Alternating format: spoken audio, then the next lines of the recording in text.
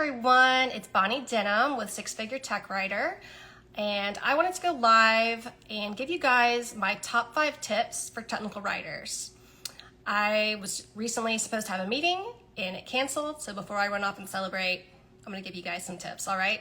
So tip number 1, I've always recommended this first to every tech writer that I come across when it comes to sharing best practices. Always make sure that you're editing and formatting your documents with your paragraph markers on.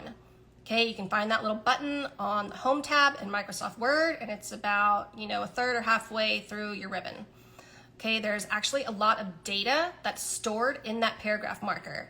It contains all the data for the spacing, the formatting, everything that goes into that line is stored in that marker. So you really need to be able to see where those are. Because when you're editing, you either need to make sure you're grabbing that or avoiding it, depending on your needs when you're copying, cutting, pasting content, okay?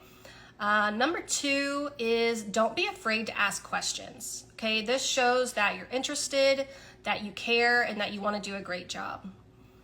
Number 3, anticipate work and try to stay a step ahead, okay? This means taking the initiative, paying attention to conversations that are happening.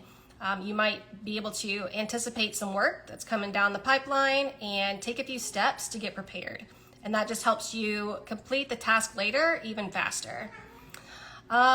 Next, make sure that you are learning your team's business, the core business. So years ago for me, that was drilling and completions.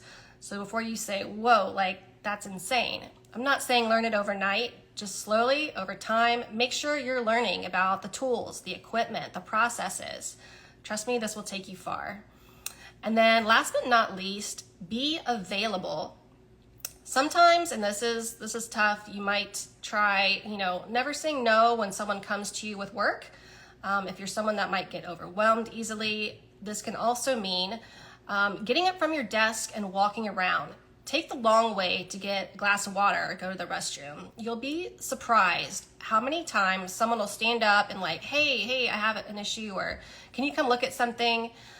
And people find that really helpful. So those are my top 5 tips. Keep those in mind. Hope you found some value there. And of course, reach out anytime, message with any questions. All right, have a great evening, everyone.